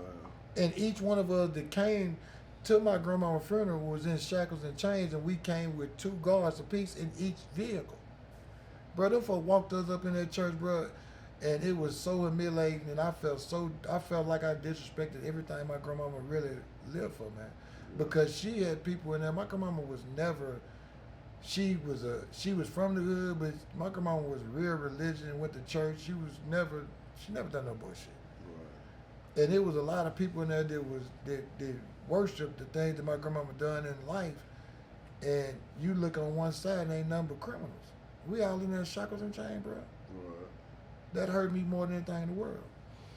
Well, I really appreciate the prison story. And, you know, you come home. I know you dibble and dabbed in the streets a little bit. Yeah. We're going to fast forward to today's time. Oh, happy time. Happy time. Happy motherfucking time. A lot better times, Man. a lot different But situations. look, I tell you this, man. I tell motherfuckers all the time, man. Just because you've been to prison don't mean you can't win in life, man. Right. You know what I mean? Like So me, with that being said, introduce the new you. man. Chris Williams, Hood News Reporter. Looking to that camera I'm right looking there. at, I'm on the camera. Okay. You know, it's like I became like a motivational speaker. I tell my stories to try to help people, but I also, you know, I stand on hood business, man. I don't play no games. I let motherfuckers know that if you run around the world, man, and you in the streets, it ain't number 2 ways around it, man. You either gonna get put in the bag or you going to prison for the rest of your life. And every motherfucker ain't gonna end up with a story of life after life. Right. Some motherfucker gonna end up with a story life then death. You feel me?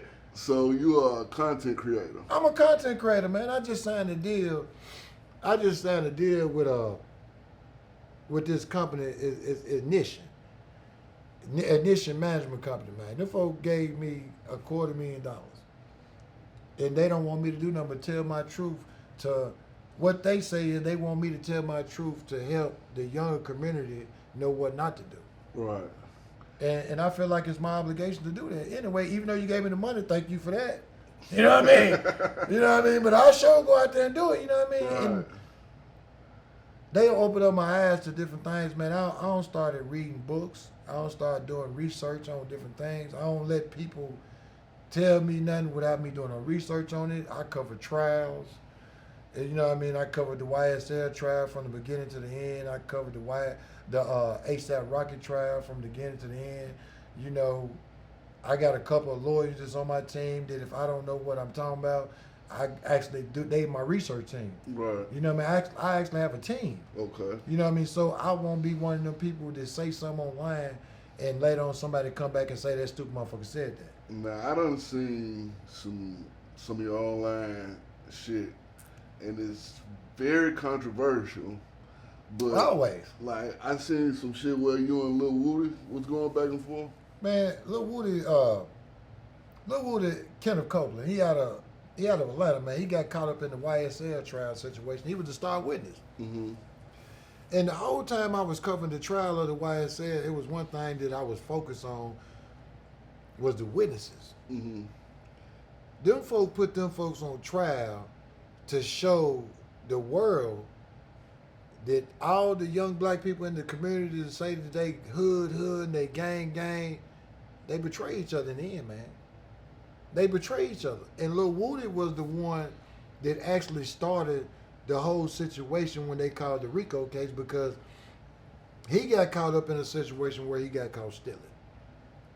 And Young Thug didn't even grow up with this man, but Young Thug brought that man into his circle because they said he was a head buster in the city. So it really was, they brought him in to be a shooter. Mm-hmm.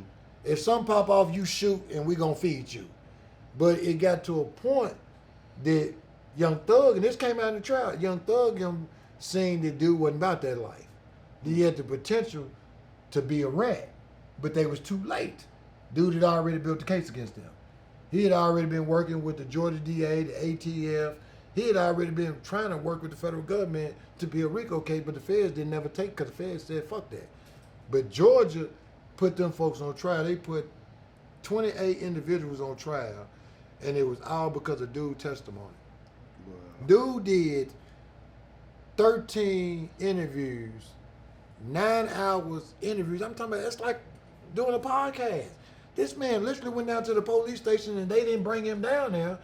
Volunteered information because Young Thug turned his back on him and wasn't gonna feed So him no what's more. the beef with him and you? Because he don't like my content because I don't like rats. Because as you know, I was told on.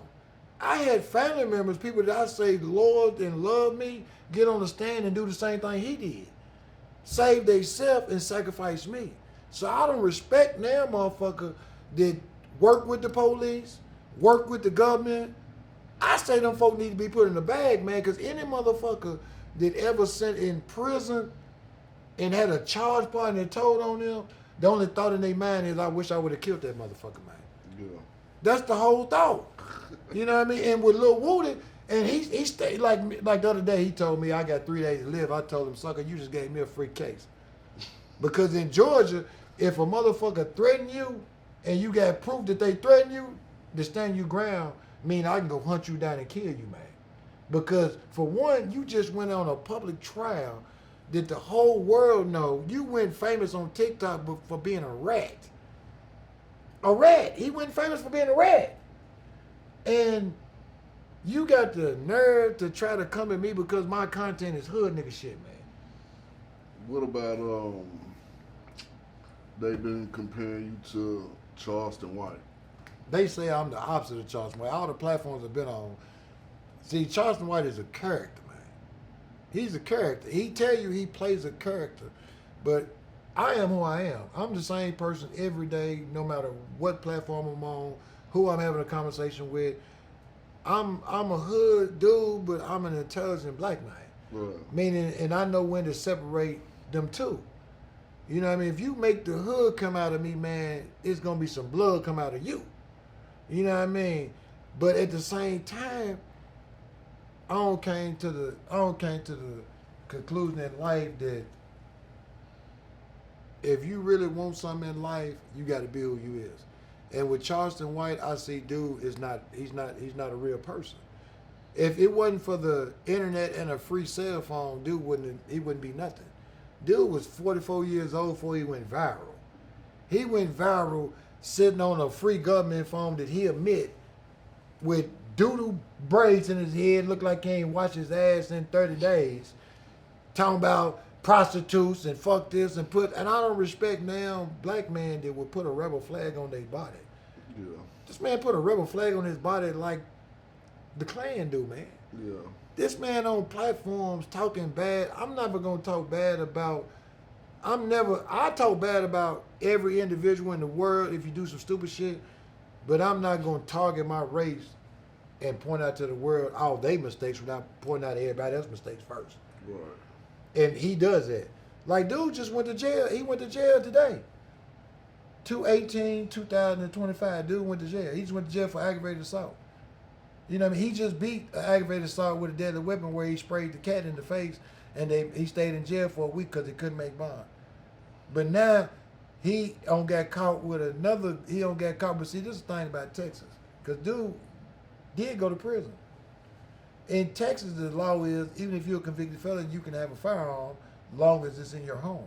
Mm. You can go buy 1 million fucking guns as a convicted felon in Texas, as long as you don't take them out your house. Right. And he been leaning on that law, and pushing that narrative that he gonna do something to somebody and threatening people and talking funky to folks till it don't backfire on him. Yeah. And he's not even a topic anymore. Dudes not putting up interviews. They don't came up with a new fool now. Because the internet loves stupid motherfuckers. They don't came up with another motherfucker out of St. Louis, Unc 604 or some shit. Yeah, I seen. He the new Charleston White. He the new motherfucker that paint his fingernails, talk delusional, talk about shit that doesn't make sense. You know, I'm not that person, man. You know, I'm the person that got a story to tell of survival. Right. And a successful story at that. Right. You know, I'm out here in the free world, never thought I would be living good, but it's all because of God, man. God blessed me and had a bigger purpose for me, bro. You feel me? Tell the people exactly where to find you at. Man, you can just Google me, man. You can Google me at Hood News Reporter 1, Voice of the Hood. I'm the first thing gonna pop up. My picture. You Google me, you ain't gotta go, it's gonna pop up all my platforms. So Instagram, TikTok, All that. YouTube, all that. You All out that. here everywhere. I'm everywhere, man. Man, I want to appreciate you, too. Just thank you. Always. You know, like, this has been, I don't interview too many people on the show. Like, this has been very, very interesting to hear your stories. I learned a lot. I hope the people enjoyed the story. We be appreciative of your time and you just being able to share your experience. Is this something that you just want to tell the people before we end this shit?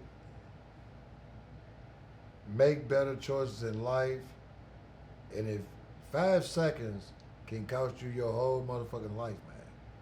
It only took less than 20 seconds for me to catch that murder case, but it took me 15 years to get free. Right. Think about the math and think about all the people that you're going to lose when you go to the penitentiary, man. People that say they love you going to abandon you, man. All the time you gonna lose. You can't get that time back. Right. So make better decisions. And if you choose to be in the streets, know that it ain't going to be number 2 outcomes. You going in the ground, or you going to prison forever, man. With that being said, I want to thank y'all for your time.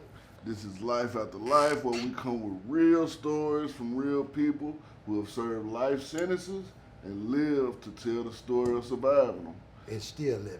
Man, we appreciate everybody who's watching. Y'all catch us next time. Life After Life.